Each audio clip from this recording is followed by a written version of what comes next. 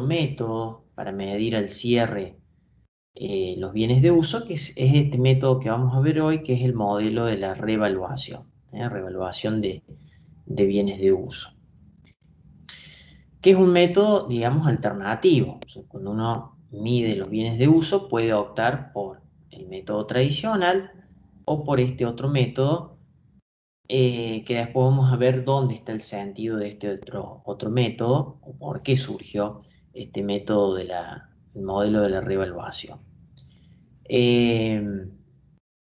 Como les decía, este modelo nace con posterioridad al RT17 en una resolución técnica propia, que en su momento se denominó resolución técnica número 31. Con posterioridad al surgimiento de esa resolución, ya se incorporó a la resolución técnica 17. Es decir, que hoy por hoy, si bien uno por ahí le puede llegar a decir RT31, pero en realidad ya está inserta dentro del RT17. Si nosotros nos vamos al RT17 y se recuerdan donde quedamos la clase pasada, que habíamos analizado dentro de la resolución técnica 17 el punto 5.11.1.1, que era el modelo de costo. Y el que le seguía, el 5.11.1.1.2, es este modelo que vemos ahora, que es el modelo de la revaluación. Es decir, que esa resolución técnica, que por sí estaba separada de resolución técnica 31, se transcribió todo a ese punto de la RT17, ¿sí? Sin cambios, es decir, que aquel que por ahí tenga la resolución 31 separada es lo mismo que está establecido en la 17. Y para aquellos que ya tienen las versiones más nuevas de resoluciones, ya directamente en la 17 está inserta dicho modelo, el modelo de la revaluación. Yo les cargué antes de empezar la clase las diapositivas que vamos a ir analizando ahora, y también tienen ya la resolución de la guía de prácticos de la unidad del modelo de revaluación que vamos a analizar en esta clase. Para si la quieren bajar e ir siguiéndola desde ahí, ya lo tienen cargado. Bueno, vamos a compartir y vamos a empezar a analizar este modelo. Profe, disculpe que lo corte. ¿Yo Sí. le puedo hacer una consulta sobre el tema anterior, de un ejercicio que no entendí? Preferiría que lo hagamos después, ¿sí? Ah, Vemos, bueno, vemos todo el tema y después el tiempo que nos queda lo hacemos de dudas, ¿sí? listo, perfecto, profe, gracias. Bien, vamos entonces, ¿se ve la pantalla mía ahí?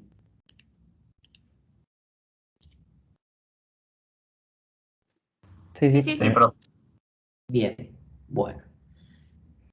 Entonces, vuelvo a repetir por si alguien llegó un poquitito y se conectó después. Si bien ahí van a leer que dice resolución técnica número 31, es ya resolución técnica 17, específicamente decíamos el punto 5.11.1.1.2 de la 17, ¿sí? Lo que pasa es que en su origen había surgido como la resolución técnica número 31. Bien, ¿qué plantea o qué introduce este modelo de la revaluación? Introduce un nuevo criterio de medición. Es decir, a los criterios de medición que nosotros ya veníamos conociendo, costo de reposición, valor neto de realización, valor actual, todos ellos dentro de la órbita de los valores corrientes, introduce un nuevo criterio de medición que también entra dentro de la órbita de los valores corrientes, que se denomina valor razonable o valor revaluado. Entonces, cuidado con esto, surge un nuevo criterio de medición que se denomina valor razonable o valor revaluado. ¿Cómo se define? ¿Cómo define este modelo a ese valor razonable? Dice que va a ser el importe por el cual se puede intercambiar un activo entre partes, dice, debidamente interesadas e informadas, en una transacción de contado. Esto es clave, no cualquier tipo de transacción, sino una transacción de contado y realizada en condiciones de independencia mutua. Es decir, que nosotros cuando apliquemos este método, que tengamos que entonces definir valor razonable, si tenemos que plantear qué es ese valor razonable, nos vamos a esa definición que nos marca el propio modelo, ¿sí? Como aquel precio de una operación de contado que se da entre dos partes que están interesadas e informadas de esa operatoria y en donde no hay ningún tipo de dependencia entre las partes, es decir, existe lo que se denomina independencia de partes, ¿sí? Entonces, cumpliendo todos esos parámetros, es decir, partes debidamente interesadas e informadas, independencia entre las partes, transacción de contado, esos son los aspectos que definen o construyen este nuevo criterio de medición que se denomina valor razonable. ¿Quiénes pueden llevar adelante la revaluación siguiendo este modelo? Vamos a observar que la propia resolución nos plantea que la revaluación la puede definir tanto personal interno de la empresa como personal ajeno a la misma, visto desde la perspectiva de un tasador o un especialista en valuaciones, ¿sí? Si nosotros vamos a qué es lo que sería lo más objetivo de esto, diríamos que la objetividad pasaría por lo que define ese valor razonable un personal ajeno a la empresa, porque además ya incluso es especialista en medir y en evaluar el bien que nosotros queramos revaluar, ¿sí? Entonces, si bien la resolución admite que también personal interno de la empresa pueda definir el valor razonable, lo ideal o lo aconsejado es que lo haga un personal o un tasador que ya es especialista en la materia y que a su vez no tiene ningún tipo de vinculación con la empresa y por lo tanto no podría haber ningún tipo de subjetividad de por medio, ¿sí? Pero no obstante eso, vuelvo a repetir, la resolución no impide a que personal interno o dependiente de esa empresa pueda también llevar adelante la revaluación, ¿sí? Cuando nosotros decidimos revaluar, tenemos que tener en cuenta que lo que vamos a revaluar son las clases de bienes de uso. No es que vamos a revaluar bien por bien, sino que vamos a revaluar la clase que se decide revaluar de bien de uso. ¿Qué significa esto? Significa que si nosotros decidimos revaluar, por ejemplo, un rodado, la clase dentro de los bienes de uso sería rodados. Eso significa que si la empresa tiene 2 autos y 3 camionetas, lo que va a tener que, y quiere revaluar solo un auto, no lo puede hacer porque va a revaluar la clase rodados. Es decir, que va a definir el valor razonable de todos los rodados que constituyen esa clase, ¿sí? Es decir, si quisiera revaluar un inmueble, pero esta empresa tiene 5 inmuebles, va a tener que revaluar los 5 inmuebles porque va a revaluar la categoría o la clase. ¿Me siguen ahí?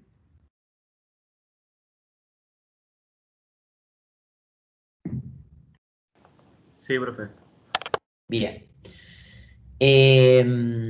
Por lo tanto, sabemos que hasta ahora el modelo de revaluación es un modelo que plantea un nuevo criterio de medición que es el valor razonable. Sabemos lo que es el valor razonable, sabemos quién lo puede definir ese valor razonable, decíamos tanto personal interno de la empresa como personal externo a la misma, y también analizamos qué se tiene que revaluar, que decimos no vamos a revaluar bien por bien, sino que revaluamos clases de bienes. Una vez entonces que decido aplicar el modelo de revaluación, lo que sigue es decir, bueno, yo ya sé qué es el valor razonable, ahora ¿cómo se obtiene ese valor razonable? Y para obtener ese valor razonable surge lo que el propio modelo, la propia resolución plantea un orden jerárquico. Es decir, para yo definir qué es lo que voy a tomar como valor razonable, tengo que seguir un determinado orden jerárquico.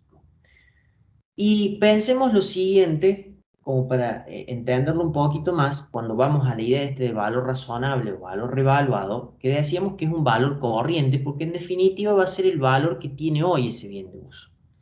Y esto es lo que rompió el esquema con el modelo anterior, porque en el modelo anterior recuerden que trabajábamos a costo histórico, es decir, me quedaban valuados los bienes de uso a sus valores de orígenes, neteado de las depreciaciones, quedaban a valores residuales. Entonces, ¿por qué? Y acá encadeno cuál era, por qué en definitiva termina surgiendo esta resolución, porque llevaba a que como la resolución técnica 17, como ustedes han venido viendo y hemos venido viendo, promueve en la mayoría de los rubros una medición a valores corrientes, es decir, llevar a que todo siempre tenga el valor que tiene en ese momento en el mercado. Cuando llegaba a nivel de los bienes de uso, planteaba como único criterio el costo. Entonces, rompía ese esquema y hacía que en definitiva los patrimonios que presentaban las empresas muchas veces no eran correctos. ¿Por qué? Porque tenían en esos patrimonios numerosos inmuebles, por ejemplo, que de repente los tenían a valor cero, porque ya habían pasado los 50 años de vida útil y por lo tanto tenían un valor cero, cuando hoy en el mercado esos inmuebles tenían mucho más valor, ¿sí? Entonces hacía que el patrimonio neto de esa empresa fuera mucho más bajo de lo que en realidad era y por lo tanto no estaba representando el verdadero valor de su patrimonio, ¿sí? Entonces, ante estas situaciones surge este modelo en donde dice, bueno, vamos a empezar a revaluarlo, vamos a empezar a asignar un valor corriente a esos bienes de uso, el valor que tienen hoy en el mercado, y por ende aplica bajo esa denominación de valor corriente este nuevo criterio que es el valor razonable, ¿sí? Ese es un poco el fundamento y el origen que tiene esta resolución, que tiene algunos puntos en contra que ya los vamos a ir marcando, pero que en definitiva vino a plantear una gran solución para numerosas empresas donde tenían sus bienes de uso valuados a valor cero, cuando en realidad tenían un valor muchísimo más alto en el mercado, ¿sí? Por lo tanto, sabemos que el valor razonable se define a partir de una transacción de contado entre partes, decía, debidamente interesadas e informadas en condiciones de independencia mutua. Pero ¿cómo? ¿De dónde yo obtengo ese dato o ese valor que va a representar o va a constituir ese valor razonable? Bueno, tengo que seguir ese orden jerárquico que me plantea el propio modelo. ¿Cuál es ese orden jerárquico? Lo va a plantear en función un poco a la naturaleza del bien que yo vaya a revaluar, porque me dice, si vos vas a revaluar bienes para los cuales encontremos un mercado activo en donde se comercializa el bien que yo tengo en la misma condición en la que yo lo tengo, por eso que dice o habla de mercados activos en condición actual, el valor razonable va a venir dado por el precio de venta de contado, en donde, al que se comercializa ese bien en ese mercado activo, ¿sí? Entonces, vamos a un ejemplo para poder, por ahí que se vea un poco más. Si yo tengo un rodado, por ejemplo, de determinada marca y determinado modelo, yo puedo encontrar en el mercado que se comercialice esa misma marca de vehículo y el mismo modelo, ¿sí? Es decir, que encontraría un mercado activo en donde se comercializa el bien en la misma condición en la que yo lo tengo, porque es la misma marca, mismo modelo, ¿sí? Por lo tanto, ese precio de venta en el que se está comercializando ese bien en ese mercado es el que yo tomo de referencia y digo que va a ser mi valor razonable, ¿sí? Es el nuevo o es el valor que le voy a asignar ahora a ese rodado que yo tenía a sus valores históricos, ¿sí? Lo llevo de su valor histórico a ese nuevo valor que es el valor razonable, el cual lo obtuve como tiene un mercado activo en la misma condición en la que yo lo tengo, a partir del precio de venta al que se comercializa en ese mercado dicho activo. ¿Me siguen en la idea? ¿Se entiende?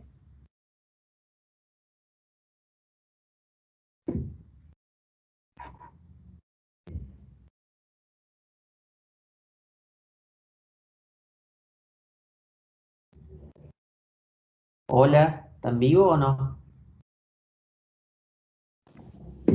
Sí, profe, se entiende. ¿Me siguen? Bueno. Ahora bien, ¿qué pasa? ¿Qué pasa si nosotros vamos a revaluar un bien en el cual no encontramos un mercado activo en el que se comercialice el bien en la condición en la que yo lo tengo?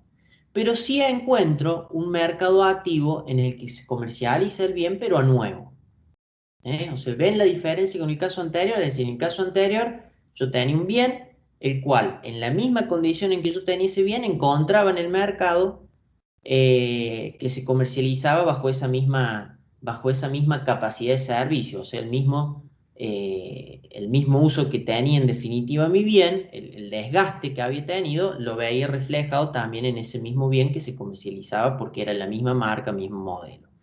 Ahora yo voy a reevaluar un bien en el donde yo no encuentro que se comercialice ese bien en el estado de uso que yo lo tengo, pero sí lo encuentro que se comercializa nuevo. Entonces ahí, ¿qué pasa? ¿Qué tomo como valor razonable? La resolución me dice, bueno, vamos a tomar ese precio de venta de contado, pero ojo, acá no lo tomo directamente y ya lo asemejo al valor de mi bien. ¿Por qué? Porque mi bien está usado, ¿sí? Tiene un desgaste, tiene una pérdida de valor, tiene por ende una capacidad de servicio distinta a la del bien que yo estoy tomando el precio de referencia, porque ese bien es nuevo, en donde su capacidad de servicio está al 100%, no así el bien que yo tengo, ¿sí? Porque ya está usado y ya se ha desgastado. Por lo tanto, ahí la solución que me plantea la normativa es: tomemos ese precio de venta de contado, pero netiémosle las depreciaciones acumuladas. Porque como, digamos, nosotros compramos el bien a un valor y después, ¿qué hicimos sobre ese valor? Lo fuimos depreciando y fuimos, por ende, en las depreciaciones acumuladas, acumulando la pérdida o el desgaste de valor de ese bien. Entonces, el precio de venta que yo tomo, como es de un bien nuevo, le neteo de depreciaciones acumuladas para traer ese valor de un bien nuevo, nivelarlo a la misma capacidad de servicio que tiene mi bien. Y ahí sí, ahora decir, bueno, ese valor entonces es o se convierte en el valor razonable de mi bien que yo estoy revaluando. ¿Sí? Es decir, en el caso anterior, no neteaba de depreciaciones, tomaba ya ese precio de venta como igual al de mi bien. ¿Por qué? Porque ambos tenían misma capacidad de servicio, estaban en misma condición. En este segundo caso, o en este segundo escalón de ese orden jerárquico, tomo el precio de venta, pero le tengo que netear las depreciaciones porque ese precio de venta está referenciando a un bien nuevo y mi bien es usado. Entonces, la forma de nivelar el precio de ese bien que es nuevo al precio de mi bien que ya es usado es neteando o quitando las depreciaciones acumuladas para asemejar ese valor de un bien nuevo al valor o a la capacidad de servicio que tiene el bien que nosotros vamos a revaluar, ¿sí? ¿Se ve la diferencia ahí entre el primero y el segundo caso? Sí, profe. Bien. ¿Y qué pasa? Porque hay un tercer escalón en este orden jerárquico, que sería que nosotros vamos a revaluar un bien en donde no encontramos un mercado activo, ni en la misma condición en lo que lo tengo, porque si no me iría al primer escalón, ni tampoco para bienes nuevos. Por ende, no puedo ir sobre el segundo escalón. Es decir, que caeríamos en el tercer escalón, ¿sí? Es decir, vamos a revaluar un bien que no tiene ni mercado activo en misma condición ni a nuevo. ¿Qué definimos entonces en ese caso como valor razonable? Y ahí la resolución plantea dos caminos alternativos.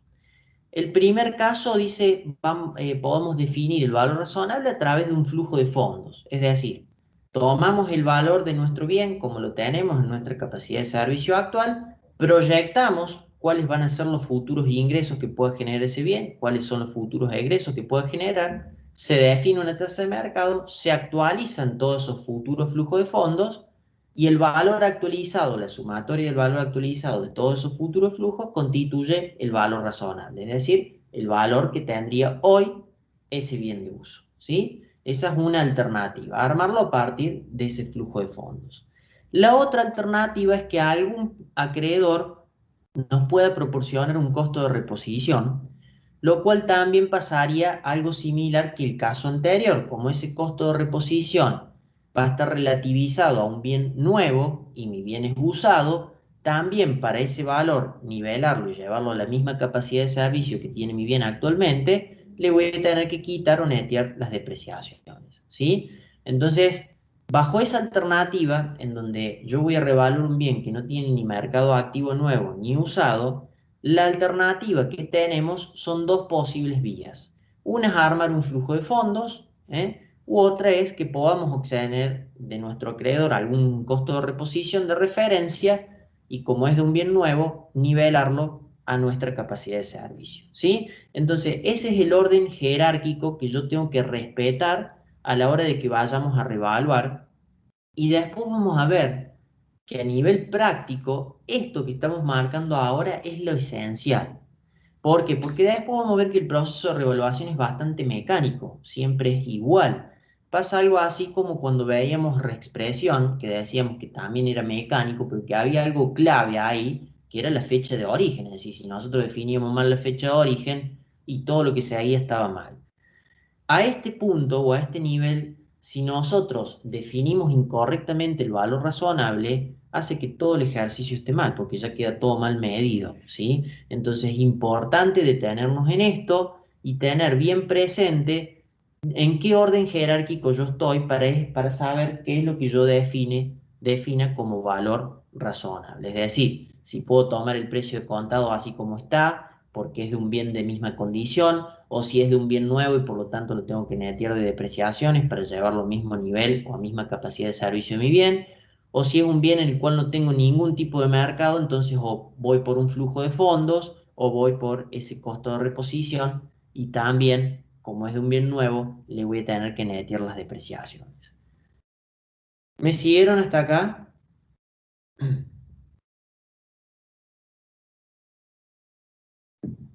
Sí, profe. Bien. Una vez que nosotros entonces optamos por aplicar este modelo de la revaluación, ¿con qué frecuencia o regularidad se debe hacer? Es decir, esto un poco intenta responder la pregunta de decir, bueno, si yo aplico la revaluación un año, ¿implica que la tengo que hacer todos los años o se hace una vez cada 5, una vez cada 2? Es decir, ¿cómo voy siguiendo este esquema o este proceso de revaluación? Lo que nos dice la resolución es que vamos a tener que aplicar la revaluación, dice, toda vez que existe un cambio significativo, una desviación significativa, entre el valor al cual yo tengo contabilizado ese bien de uso que estamos analizando para ver si lo revaluamos o no, respecto de su valor razonable. ¿Mm? Es decir, nosotros, llegado a la fecha de cierre, tendríamos que analizar cuál es el valor razonable de ese bien y cuál es el valor al cual yo lo tengo contabilizado. Si esa diferencia entre ambos valores es significativa, implicaría que yo tengo que revaluar. Entonces eso lleva a que no hay una periodicidad marcada, porque eso va a depender mucho de cómo se mueva el valor de mercado de ese bien de uso que yo estoy revaluando. Si ese bien tiende a mantener un determinado valor en el mercado y probablemente la revaluación la haga un año y después la tenga que volver a hacer a 4, de acá a 4 o 5 años. Ahora, si de un año a otro pasó algo interesante, como pueden ser, imagínense que estamos analizando una maquinaria en donde en un año la revalúe esa maquinaria, determine su valor razonable, lo lleve a ese valor, y al otro año cuando voy a ver el valor razonable de esa maquinaria, tiene un valor mucho más bajo o inferior al que teníamos contabilizado, porque ¿qué puede haber pasado? Y que en ese lapso salió una máquina nueva que hizo que esta máquina quede totalmente obsoleta. Entonces, en el término de un año, como el cambio de precios o de valores de mercado ha sido tan significativo, haría que incluso tendría que revaluar el próximo año. Entonces, no hay una regla marcada que me diga, bueno, si vos revaluas hoy, no, vas a tener que ir revaluando cada 3 años, no, vas a tener que ir revaluando cada 5. Siempre va a depender de que haya un cambio significativo del valor el cual yo lo tengo registrado versus su valor razonable que vendría dado por ese valor de mercado.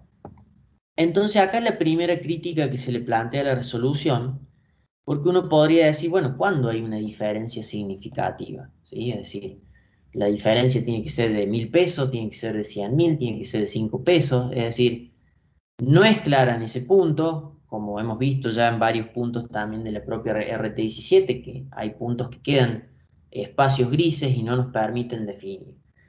Entonces esto queda un poco a la subjetividad de quien aplique este modelo de la revaluación y muchos lo terminan justificando por el lado, ¿se acuerdan cuando vimos el marco conceptual, es decir, la RT16, que había un último puntito ahí en el marco conceptual que hablaba de las desviaciones significativas y que decía que una desviación era significativa si podía llegar a alterar la decisión que tenía que tomar el usuario si de haber sido distinto esos datos, ¿sí? Entonces uno podría terminar haciendo esa justificación de que considera algo significativo si llevaría a los usuarios a tomar una decisión que no sería la del todo correcta si hubiese tenido otro tipo de datos, ¿sí?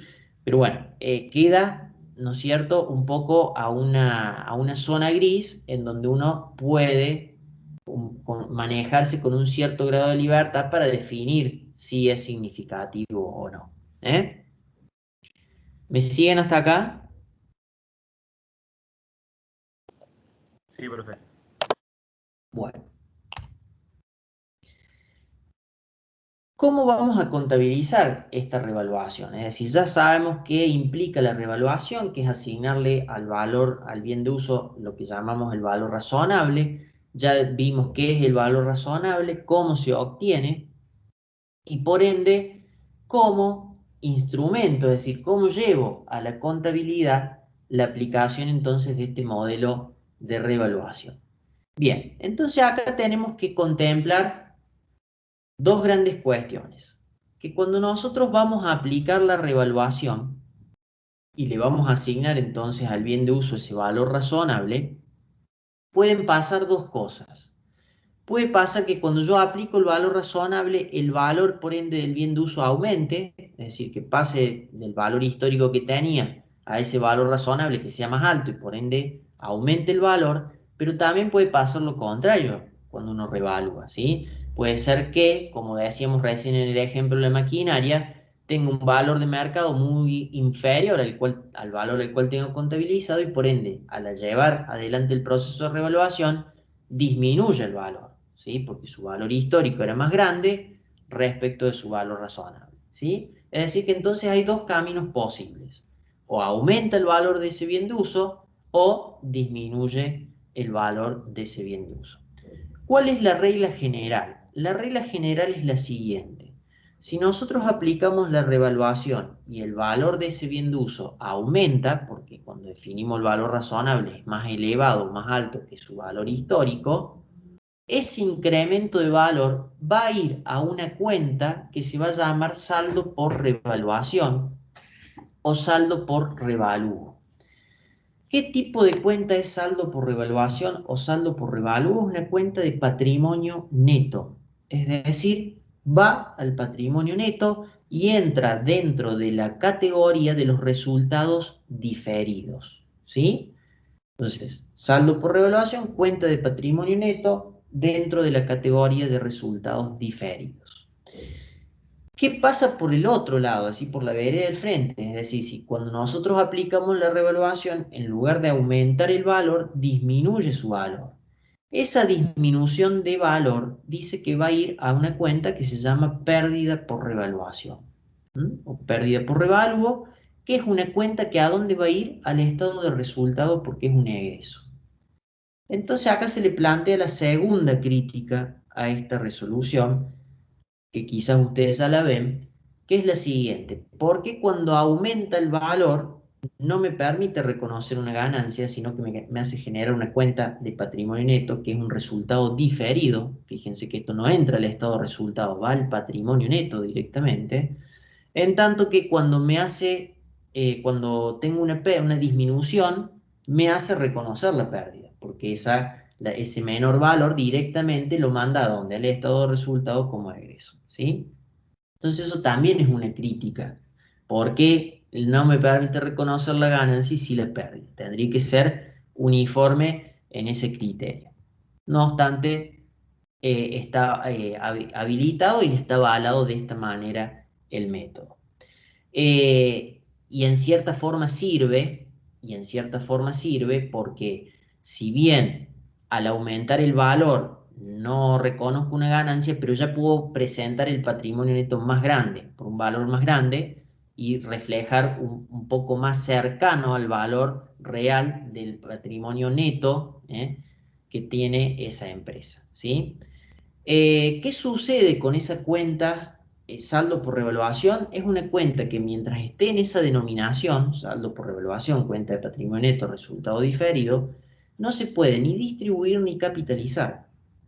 Por eso se habla de que es un resultado diferido, porque en ese momento no es una utilidad líquida y realizada cuando está en ese nivel.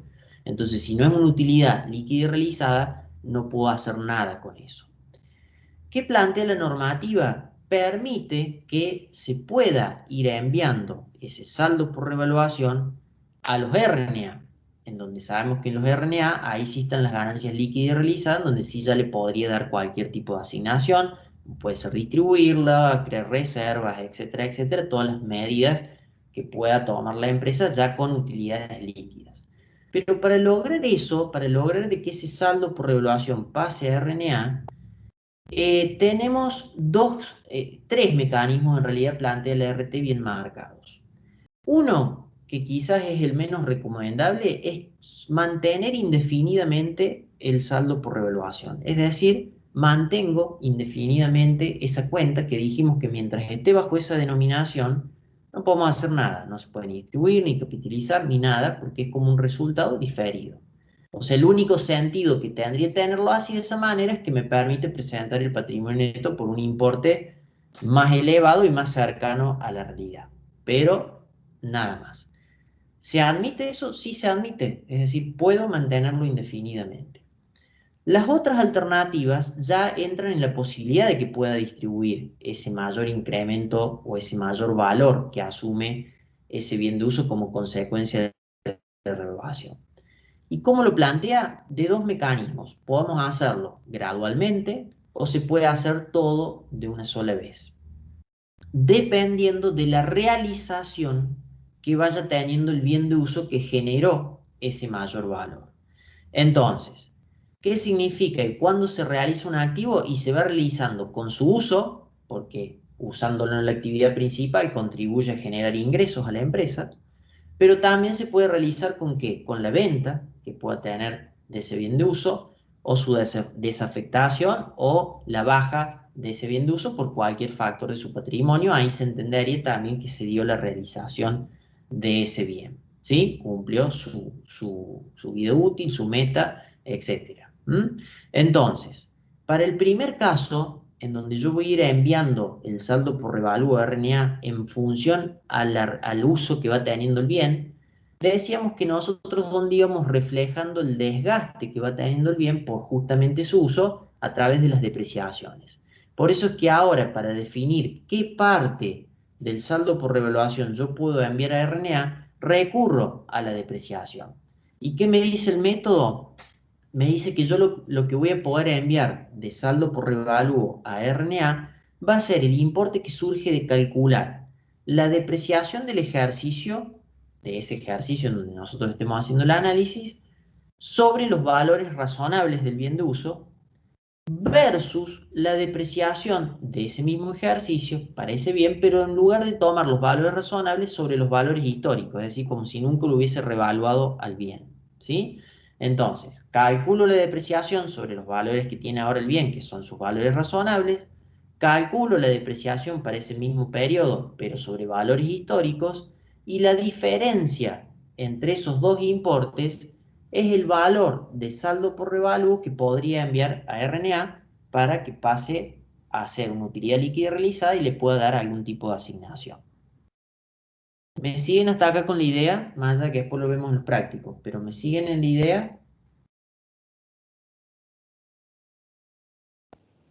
Sí, profe. Bien. Y la otra alternativa decíamos que era que cuando se realiza de forma completa el bien, cuando se venda o se desafecte o desaparezca por algún factor, se dé de baja por algún factor a ese bien de uso del patrimonio de esa empresa. Entonces, cuando suceda eso, en ese periodo, en ese ejercicio económico, yo voy a poder enviar todo lo que tenía del saldo, de ese saldo por revaluación, lo voy a poder enviar a los RNA. ¿Por qué? Porque se realizó de forma íntegra el bien que había generado ese saldo. O sea, que yo puedo ir año tras año ir enviando porciones de ese saldo por revalúo a RNA en función al cálculo que planteamos recién, ¿sí? Es decir, la diferencia entre la depreciación sobre valor razonable versus la depreciación sobre valor histórico, ¿sí? Esa porción puedo ir enviando año tras año. Si en algún año ese bien se vende, por ejemplo, ¿qué pasó ahí? Se realiza de forma completa o íntegra ese bien de uso. Por lo tanto, lo que me quede de saldo por revaluación ya lo podría enviar todo a RNA, ¿sí? Esa es un poco la secuencia de si nosotros optamos por enviar o empezar a realizar ese saldo por revaluación, porque recuerden que la otra postura era mantenerlo indefinidamente, ¿sí? Bajo esa postura no voy a ir enviando porción de RNA, de saldo por revalúo a RNA, ni lo voy a considerar cuando se dé de baja, se mantiene. Entonces, como que ahí tengo que tener en presente que si yo ya empiezo a enviar porciones del saldo por revaluación a RNA, no puedo ya mantenerlo indefinidamente. Ya empecé a licuarlo a ese saldo por revalúo, ¿sí? Entonces, si yo decido mantenerlo es porque lo mantengo íntegramente el 100, no es que mantengo una porción que quiera. Eso bien marcado. O una alternativa o la otra. Pero dentro de la otra, cuando yo vaya enviando gradualmente, si en algún momento se vende o se desafecta el bien, todo lo que me queda ya pasa a RNA.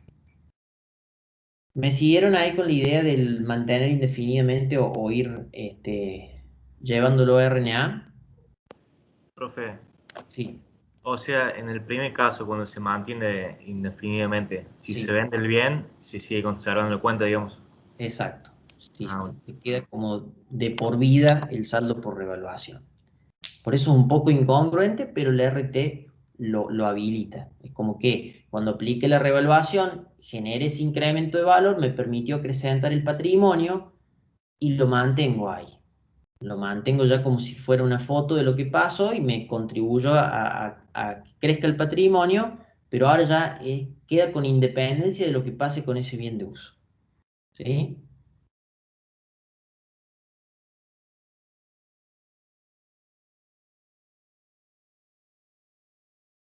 ¿Me siguieron hasta ahí? Sí, profe. Bueno. Ahora bien, nosotros dijimos que la regla general era, aplico el saldo por aplico, perdón, la revaluación, me da que incrementa el valor, ese mayor valor va hacia esa cuenta saldo por revaluación. Pero la RT nos marca alguna cuestión accesoria a considerar, que es la siguiente. Si nosotros vamos a revaluar un bien de uso, obviamente, que incrementa su valor, porque cuando defino su valor razonable es más elevado que su valor histórico, incrementa el valor y por ende la regla tendería a decir, bueno, ese mayor valor tiene que ir a un saldo por revaluación. Tengo que analizar si con anterioridad ese bien no tiene alguna pérdida por desvalorización contabilizada. ¿Por qué? ¿De dónde venían las pérdidas por desvalorización? Pregunto.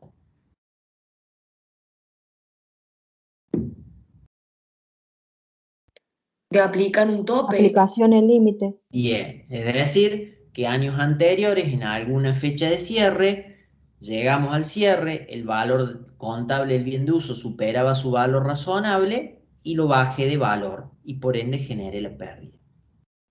Entonces, si yo no hago nada, cuando yo ahora digo, ahora aplico la revaluación y le aumento el valor, se genera una incongruencia contablemente, pues me estaría viendo que acá bajé el valor y acá ahora lo estoy subiendo, ¿para qué lo bajé acá? Es decir, se generaría esa incongruencia contable. Entonces, ¿qué me dice o cómo me resuelve el modelo esto? Dice, bueno, si había una pérdida por desvalorización previa, y ahora voy aplicando la revaluación, tenés que aumentar el valor de ese bien.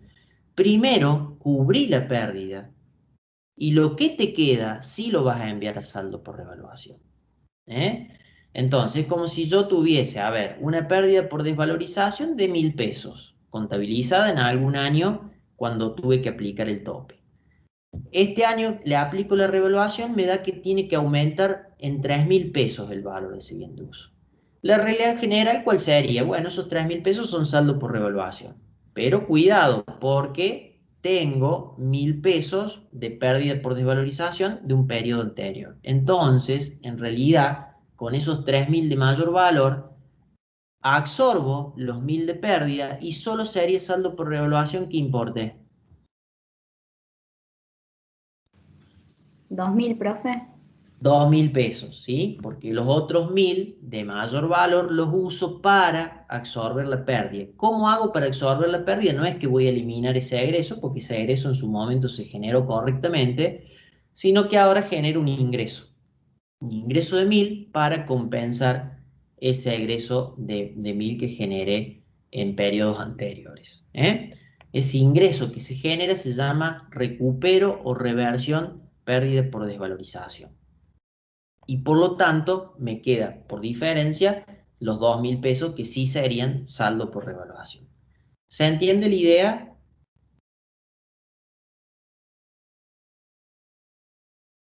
Sí, profe. Bien. Entonces, para resumir, yo aplico la revaluación, me da que aumenta el valor. Regla general, si no hay pérdida por desvalorización previa, todo ese mayor valor va a saldo por revaluación. Si hay pérdida por desvalorización previa, cubro la pérdida y el excedente es lo que va a saldo por revaluación. Bien, ¿qué pasa ahora del otro lado? Porque dijimos, así como aumentaba el valor, podría ser que disminuyera el valor. Si cuando nosotros vamos a aplicar la revaluación nos da que disminuye el valor de ese bien de uso, la regla general ¿cuál era? ¿A dónde se enviaba ese menor valor? A los resultados negativos. Bien, a un egreso que lo llamamos pérdida por revaluación o pérdida por revalúo. Bien. Al igual que pasa por el lado de cuando aumenta, tengo que analizar determinado aspecto, acá también vamos a analizar algún aspecto. ¿Por qué? Porque si no también se generaría nuevamente una incongruencia contable. ¿Y cuál es el aspecto que vamos a analizar acá? Si con anterioridad este bien que yo ahora revalúo y baja su valor, no tiene contabilizado ya un saldo por revaluación. ¿Y eso qué significa? Eso significa que en algún año anterior revaluamos ya ese bien y en ese momento nos dio que aumentaba el valor y por ende generamos un saldo por revaluación. Entonces, de vuelta la incongruencia. Allá subiste el valor y ahora me lo quieres bajar, ¿no? Entonces, ¿qué es lo que vamos a tener que hacer? Esa pérdida o ese menor valor que genero en este periodo de revalúo, lo voy a absorber con el saldo por revaluación previo. Y lo que me quede, sí va a ir a pérdida por revalúo. Es decir, si yo tenía un bien contabilizado con un saldo por revaluación de 5.000 pesos, ¿sí? Vuelvo a revaluar ese bien y ahora me da que tengo que disminuirlo en 6.000 pesos. La regla general, ¿cuál sería? Bueno, tenés que bajarle el valor a 6.000 pesos, genera una pérdida por revaluación de 6.000 pesos. Pero, ojo, porque teníamos un saldo por revalú de ese mismo bien de 5.000. Entonces, ¿qué hago? Cubro o absorbo con el saldo la pérdida. Por lo tanto, si absorbo el menor valor es de 6.000 y el saldo era de 5.000, absorbo 5 con el saldo y mando 1.000 pesos de pérdida solamente. ¿Sí? O sea que la pérdida por revaluación sería solo de 1.000 pesos y no de 6.000, porque de esos 6.000, 5.000 los absorbí con el saldo por revaluación previo. ¿Se entiende la idea?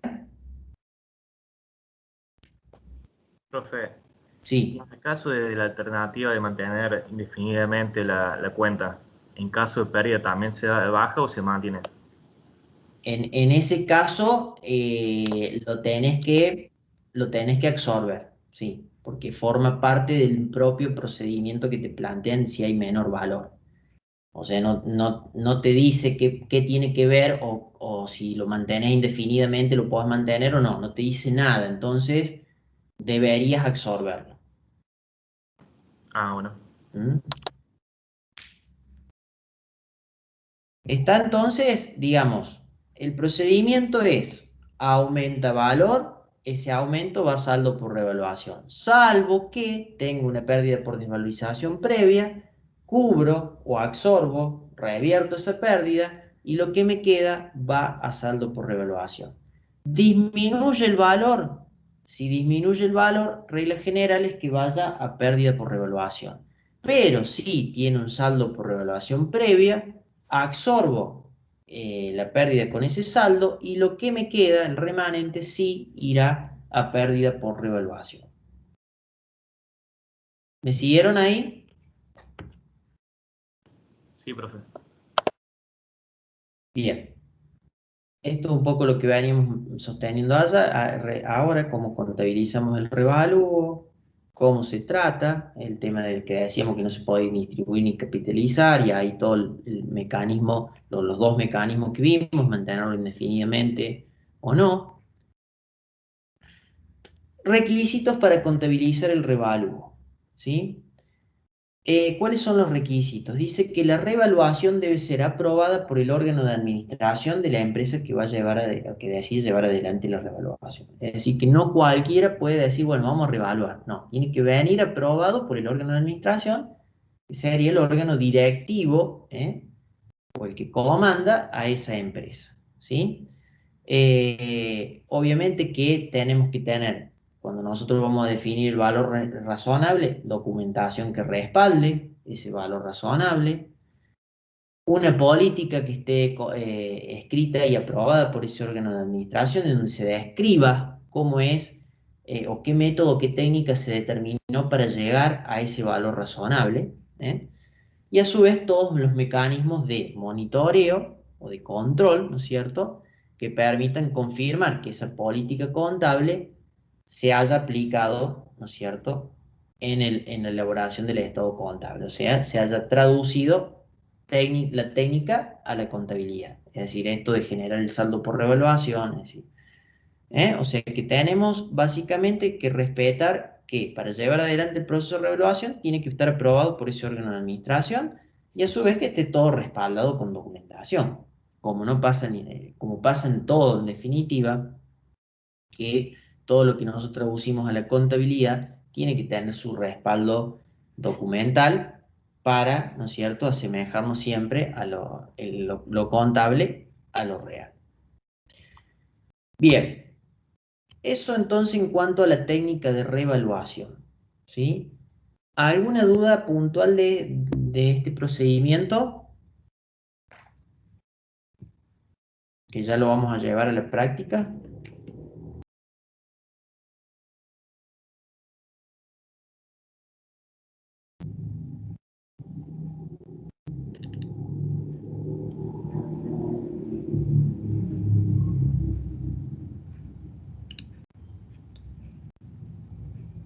¿No? No, profe. Bueno. Vamos entonces ahora a la práctica y después dejamos un tiempito para las dudas que teníamos de la unidad del tema de histórico que querían hacerme alguna pregunta. Bueno, vamos a la guía entonces. En este caso es la guía 9 es la que vimos de bienes de uso, la 9.1, que ahí quedó 9 también. 9.1, vamos a poner así. ¿Se ve la pantalla ahí? No, no, lo saqué. ¿O se ve? No, no. No, No, no se ve. profe. Compartir pantalla. ¿Ahí se ve? Sí, ahí sí. Bien.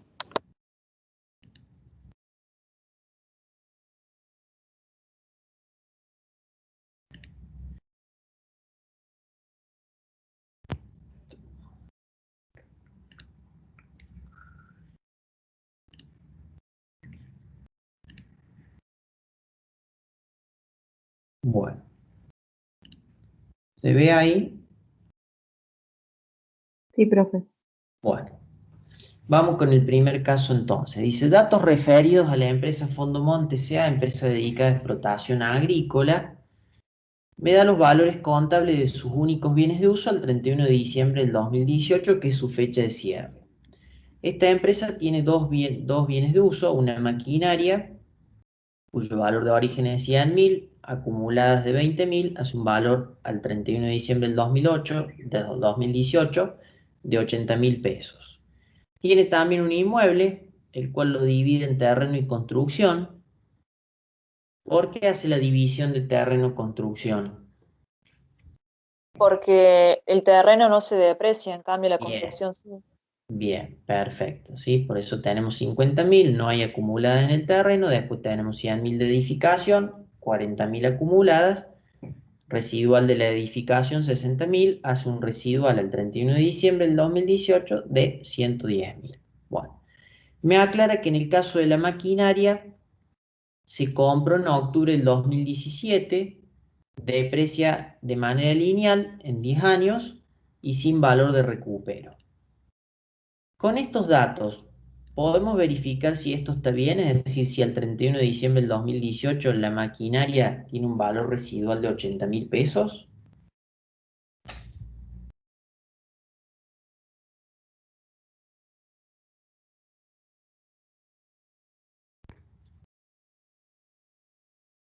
¿Cómo hacemos para verificar eso?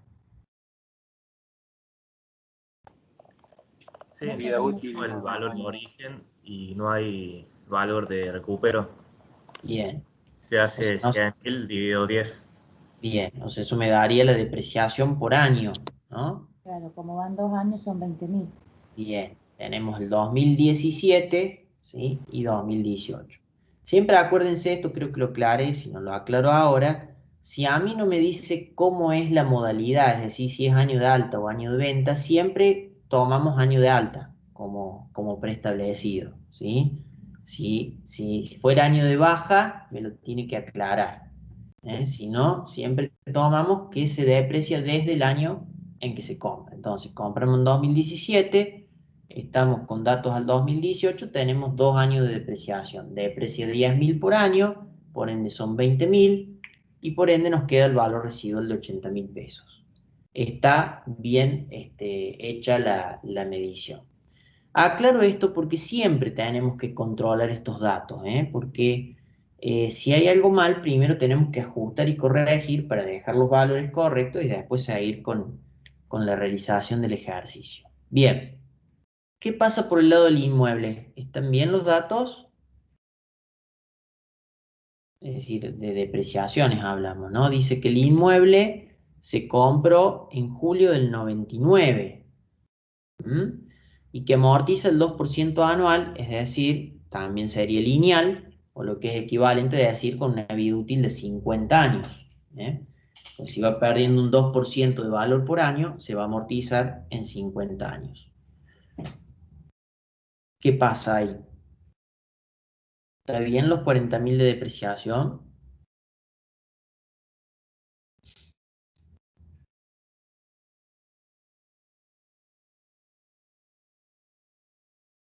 ¿Cuánto sería la depreciación por año? 2.000 pesos serían. 2.000 pesos, ¿no es cierto? ¿Que cómo sacamos los 2.000 pesos? 100.000 dividido 50 años. 100.000 dividido 50 o 100.000 por el 2%. Exactamente. Bien. O sea, ya sabemos que es 2.000 por año. ¿Cuántos años han transcurrido para sacar la acumulada? 20 años. 20 años. 20 años desde el 99 hasta el 2018 inclusive, ¿sí? Ambos años considerándolos también, porque vuelvo a repetir, es desde 1999 que comenzamos a depreciar, porque desde ese año lo compré y llego al 2018 que ya estoy considerando también la depreciación del 2018. Entonces, ambos años también los tengo que considerar. Entonces, cuidado cuando sacamos las diferencias, que por ahí no contemplamos los dos extremos, Por ahí yo siempre digo, vayan a cuentas bien básicas de los dedos, de contar bien, porque estas pequeñas cosas a veces que contaron mal un año, se comieron un año, lo que sea, hace que ya estén mal calculado todo, después todo lo que viene. Entonces, traten siempre de ser lo más que les lleve un tiempito más, pero estar seguro de los datos que están tomando, ¿sí? Entonces tenemos 20 años, si por año depreciamos 2.000, están correctos los 40.000 pesos de depreciación acumulada que presenta la empresa, ¿sí? Quiere decir entonces que todos estos datos están correctos y están bien, ¿sí? Y están entonces al 31 de diciembre del 2018. Bien, dice, el órgano de administración, el órgano de administración decide la aplicación del modelo de revaluación para sus bienes de uso. Datos dice que surgen del modelo de revaluación al 31 de diciembre del 2018 según el informe escrito de la estimación realizada por el tasador contratada por el ente. Es decir, acá en esta redacción veo que se cumplen todos los requisitos técnicos y formales que veíamos recién. Es decir, que esté aprobado por el órgano de administración, que esté redactado cómo se obtuvieron los valores razonables y de forma escrita. Es decir, acá tampoco nada hay cuestiones verbalizadas, todo debe quedar constancia documental, ¿sí? Entonces, los datos que surgen del modelo de revaluación al 31 de diciembre del 2018, según informe escrito de la estimación que realiza el tasador, son las siguientes. En el caso de la maquinaria, tomó el tasador como valor razonable un valor descontado de flujos de fondos, ¿sí? Y ese valor descontado de flujo de fondos es lo que le dio 96.850 pesos, ¿sí? Y en el caso de la maquinaria, del inmueble, perdón, tomó como valor razonable el precio de venta que hay en un mercado activo en condición actual. Y aclara que de ese valor, es decir, de los 154.000 pesos, el 50% corresponde al valor del terreno. Es decir, que entonces tengo cuáles son los valores razonables y cómo se obtuvieron esos valores razonables, que decíamos que acá es la clave porque vamos a ver cómo después acomodamos en ese proceso de revaluación a dichos valores. Me aclara en el caso de la maquinaria, dice que la depreciación acumulada al momento de la revaluación se recalcula y el tasador propone como criterio de depreciación de ahora en adelante, ¿no es cierto?, un COL creciente con una vida útil restante de 3 años sin valor de recupero. Es decir, toda la depreciación que tuvo ese bien se recalculó en función del nuevo valor, pero a partir de ahora el tasador me dice, bueno, a partir de ahora, de este valor, vos lo tenés que depreciar bajo un COL creciente en 3 años, ¿sí?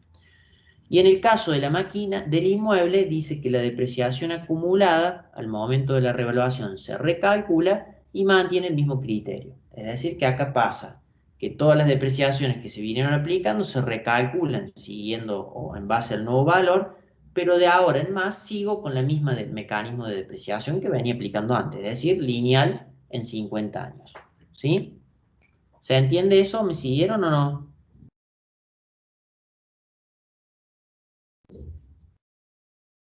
Sí, profe.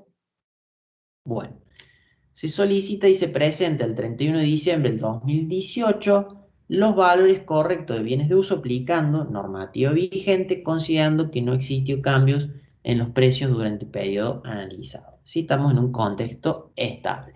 Bueno, vamos a arrancar con la maquinaria. Para hacer el proceso de revaluación siempre vamos a hacer un cuadrito en donde vamos a comparar los valores contables, que son los valores históricos que tiene en este caso la maquinaria, versus sus valores razonables para que justamente surjan las diferencias y vea cuánto tengo que ir ajustando el valor de la maquinaria y por ende pueda observar si aumenta o disminuye su valor y ver si o generamos un saldo o generamos una pérdida por revaluación.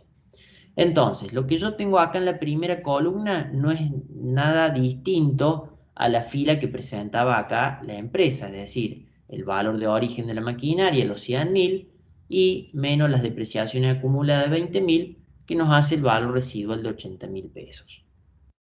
Y acá es donde viene lo fundamental del modelo de revaluación, de ubicar correctamente el valor razonable. Porque el valor razonable se puede ubicar a nivel de valor residual o a nivel de valor de origen. ¿Y quién me explica por qué yo digo esto? Que lo puedo ubicar a nivel de valor residual o lo puedo ubicar a nivel de valor de origen. A ver si lo razonamos en función a lo que vimos a nivel teórico en ese orden jerárquico. ¿Por qué yo digo esto? A ver. Porque depende de si es en la condición actual o uno nuevo. Exactamente, exactamente. ¿Sí? Por eso decíamos que es fundamental saber cómo obtuve el valor razonable. Es decir, si es de un bien que está en la misma condición, eso significaría que si está en la misma condición, yo puedo situar ese valor a nivel de valor residual, porque estamos nivelando a mismas capacidades de servicio, pero ahora si el valor razonable me dicen que es de un bien nuevo, no lo podemos situar a nivel de valor residual porque estaría asemejando el valor de un bien que tiene toda su capacidad de servicio intacta respecto a un bien cuya capacidad de servicio es inferior. Entonces, ¿a dónde lo tengo que llevar? Lo tengo que nivelar a nivel de valor de origen, porque este valor histórico que yo tengo acá sería el del bien que tenía cuando no había sido empezado a usarse y por ende no había perdido ningún tipo de capacidad de servicio. ¿Lo ven a eso?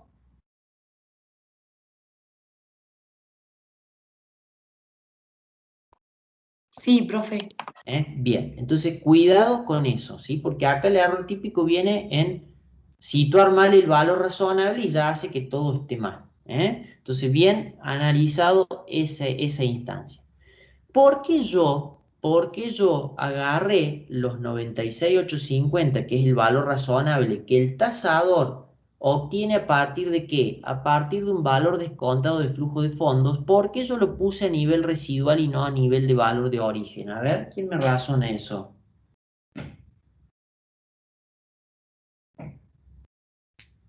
¿Qué les parece?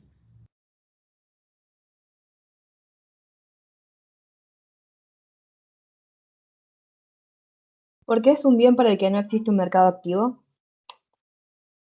O sea, no teníamos mercado activo ni a nuevo ni usado. Estábamos en el tercer escalón del orden jerárquico, en donde veíamos que teníamos dos alternativas: o armar un flujo de fondo o ir al costo de reposición. Acá optamos por el flujo de fondo. ¿Pero por qué yo lo pongo a nivel de valor residual? Porque pensemos lo siguiente: para armar el flujo de fondos de los flujos futuros, ¿cuál es mi punto de partida?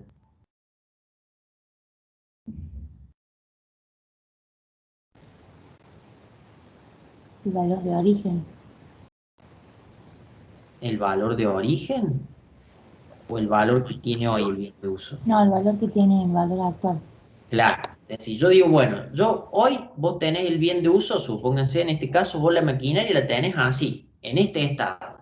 En este estado, la maquinaria te va a generar en los próximos años tales ingresos y tales egresos. Todo eso se actualiza a una tasa que definimos de valor de tasa de descuento y me define cuál es el valor hoy de la maquinaria. O sea que estoy tomando como punto de partida la máquina en un estado de desgaste que ya tiene y que llegó hasta ese punto en ese estado.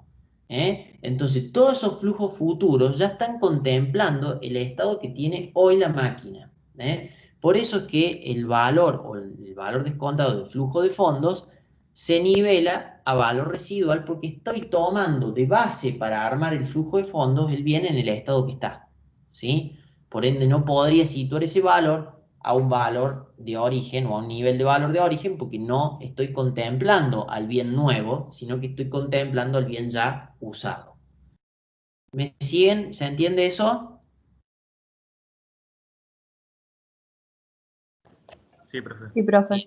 Entonces, por eso situamos el valor razonable a nivel valor residual. Bien, esto significa, ya puedo observar que si mi máquina tiene un valor residual a diciembre del 18 de 80.000 y tiene que pasar a ser de 96.850, ¿qué pasa? ¿Aumenta o disminuye el valor de la maquinaria? Aumenta. Aumenta en cuanto, si sacamos esa diferencia, son 16.850, que ¿a dónde va si aumenta el valor de un bien de uso cuando revalúo? ¿A qué cuenta? Saldo por revalúo. A saldo por revaluación. Salvo que hubiese con anterioridad que Pérdidas por una desvalorización. pérdida por desvalorización que primero tengo que revertirla, pero bueno, acá no nos decía o no nos hablaba de que hubiese ninguna pérdida previa. Entonces yo ya sé que voy a tener por revaluar esta maquinaria un saldo por revaluación de 16.850. La pregunta o el interrogante que se me plantea ahora es, ¿cuánto es o a cuánto asciende ahora el valor de origen, pero llevado en términos de valor razonable, y a cuánto ascienden las depreciaciones acumuladas en función a su nuevo valor? ¿Sí? Porque yo hasta ahí lo único que tendría es que sé que hoy la máquina tiene un valor residual de 96.850. Ahora, yo no sé cuánto tiene que ser el valor de origen revaluado y cuánto tienen que ser las acumuladas revaluadas.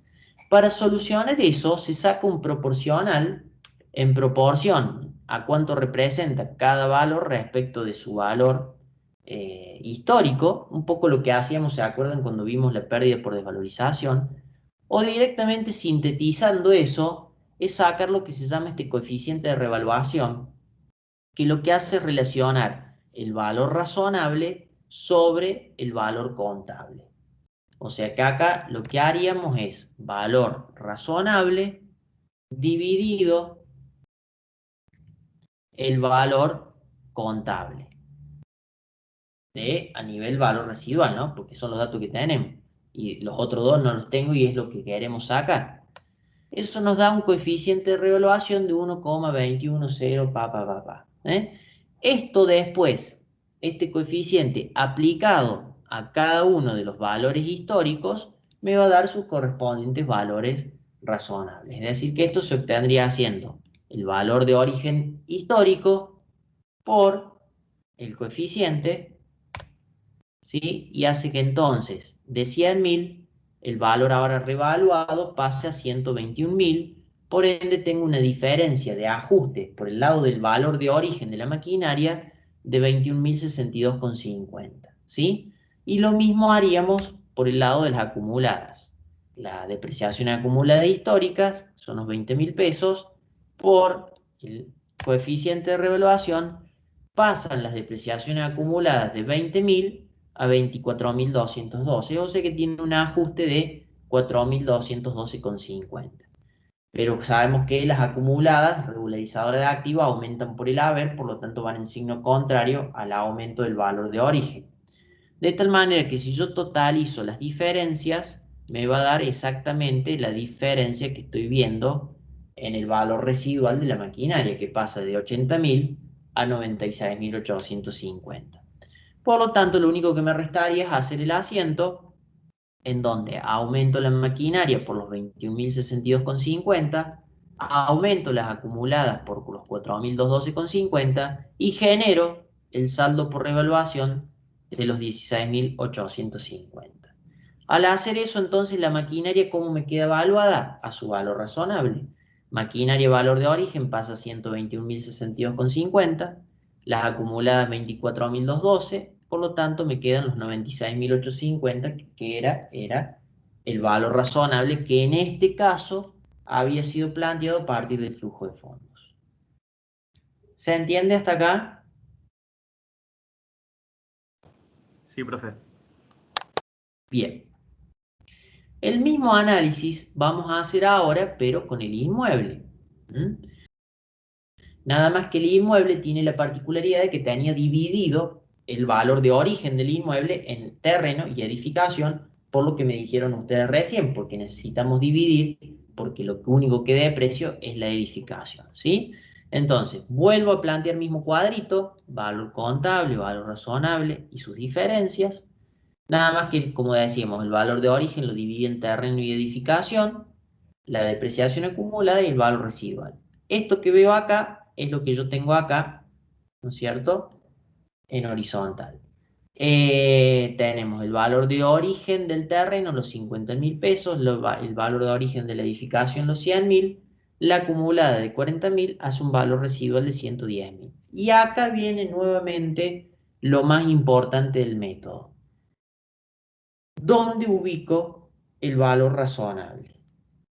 ¿Lo ubico valor residual o lo ubico valor de origen?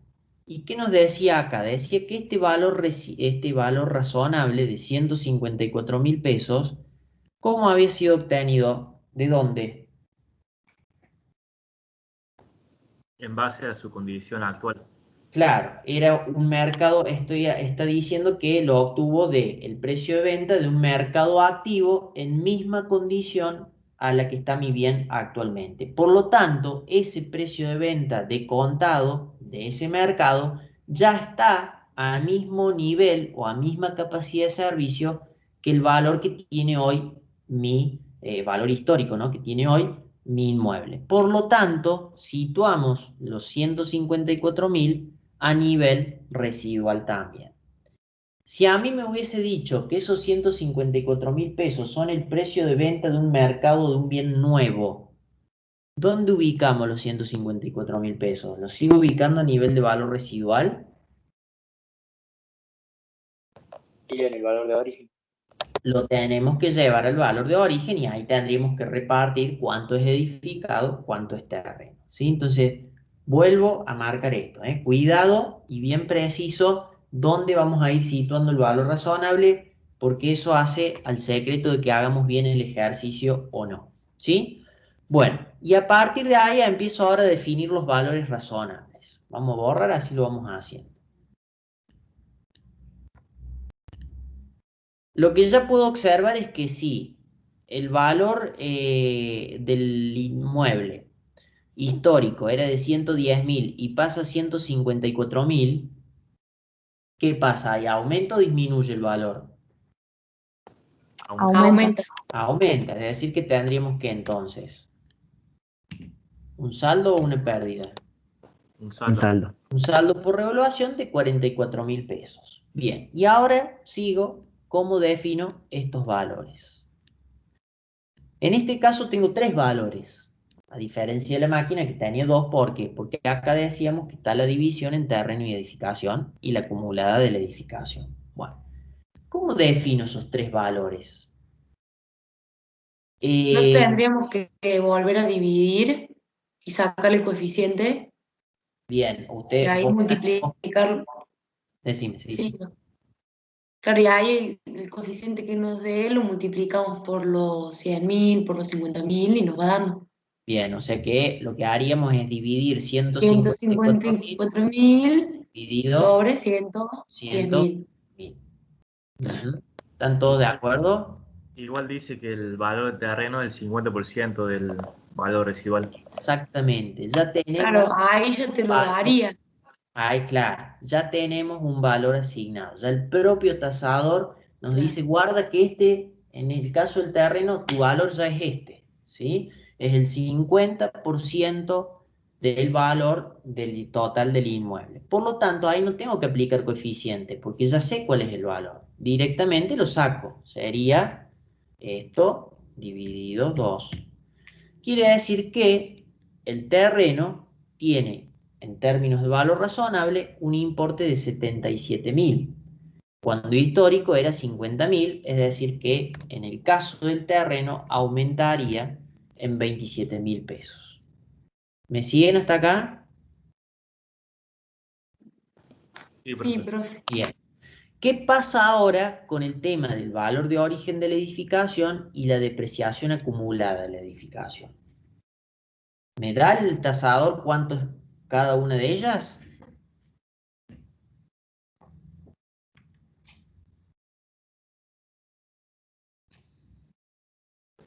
No, ahí sí hay que hacer un coeficiente. Bien, ahí tenemos que sacar un coeficiente. No tenemos ningún dato para saber cuánto sería el valor de origen edificado revaluado y cuánto serían las acumuladas revaluadas. ¿Y cómo hago entonces el coeficiente? Era valor razonable sobre valor residual. Pero decíamos que si yo hago esto, dividido esto, estaría incluyendo ahí que el valor del terreno. Y ya el terreno lo asigné. Entonces, ¿cuánto tendría que tomar dentro del valor razonable y cuánto tendría que tomar dentro del valor contable?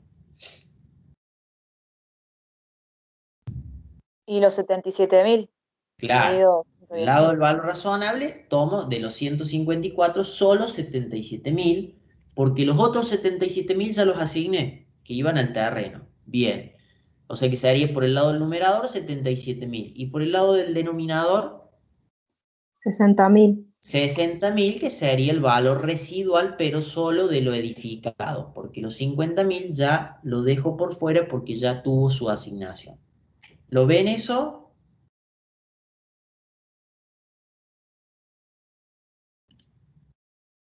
¿Me siguen?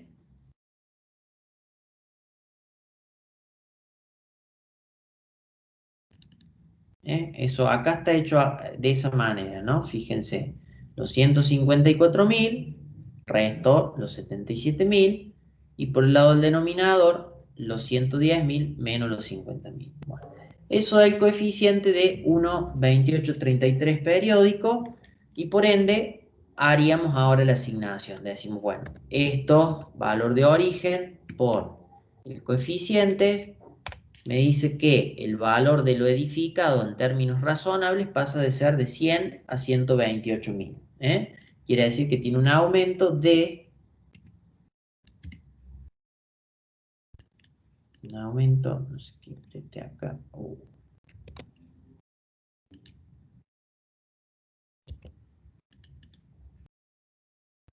Un aumento de 28.333,33. ¿Sí? Y lo mismo hago con las acumuladas. Valor de origen histórico, depreciación acumulada histórica, perdón, por el coeficiente, pasan de 40.000 a 51.333, es decir, que aumentan en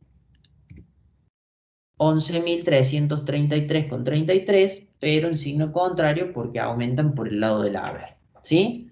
Entonces, fíjense cómo nos queda el asiento. Inmuebles, cuando yo hablo de la cuenta inmuebles, ¿qué incluye la cuenta inmuebles? El valor de origen del terreno y de la edificación, ¿sí? Por eso que acá tenemos 55.333, que sería la suma de ¿qué? Del ajuste del terreno y del ajuste de la edificación. ¿Bien? ¿Me siguen ahí o no? Sí. Y después tendríamos el aumento de las depreciaciones acumuladas, los 11.333, y la diferencia, el saldo por revaluación, que ya lo habíamos advertido acá, porque aumentaba, en definitiva, el valor final del inmueble, pasó de 110.000 a 154.000. Por lo tanto, el inmueble nos queda en 205.333,33 a valor de origen, que sería la sumatoria de que de los 77.000 del valor razonable, más los 128.333 de lo edificado. Tenemos las acumuladas de 51.333 y eso haría entonces el valor razonable de 154.000 pesos. ¿Estamos hasta acá? Sí, profe. Lo de la col creciente sería recién al año siguiente. Claro, claro, porque de ahora en adelante tenemos que depreciar con ese método en los próximos 3 años. ¿Sí? Que es lo que vamos a analizar ahora en el caso 2. Vemos rápido el caso 2 y dejamos para las dudas que teníamos del método pasado. Dice, partiendo de los resultados del caso anterior, o sea, seguimos trabajando con esta máquina y con este inmueble, registre los siguientes hechos económicos, considerando que no hubo cambio en los precios del periodo durante el periodo, y acá corrijan. Fíjense que ahí dice 2019, pero es 2020. O sea, el día 20 de septiembre del 2020 se vende la maquinaria y las depreciaciones de los ejercicios sería hasta el 2020. Es decir, acá vamos a analizar año 2019 y año 2020. Los 2 años que le siguieron al 2018. Entonces, guarda acá, corrijan, es 2020 y acá serían depreciaciones 2019-2020. O sea, que es analizar qué pasó con esos bienes de uso hasta el 2020. Bueno, vamos al 2019. Año siguiente que hicimos la revaluación. ¿Qué vamos a hacer? Depreciar la maquinaria. Y acá es donde entra en relevancia el método que planteaba el tasador, que decía que era un col creciente en 3 años. Por lo tanto, ¿qué vamos a hacer? Los 96.850 por 1 dividido la suma de dígitos. ¿Se acuerdan lo que era col creciente? Sí, lo vimos, ¿no? Sí, profe. Sí, profe. Bien. Eso entonces haría que la depreciación del 2019 fuera de 16.141,67. Pregunto. Profe, Sí, sí, ¿puede ampliar sí. ahí los ejercicios no El se Excel, ven, ¿no? o yo no los veo? Sí, Ahí sí, se sí, ve. Ahí se ve. sí, ahí Bien, sí. bien. Gracias. De nada. Pregunto. ¿Por qué tomo, para calcular, ¿no es cierto?, el col creciente, tomo los 96.850 y que los 96.850 en definitiva era el valor residual, y no tomo los 121.062,50 que es el valor de origen?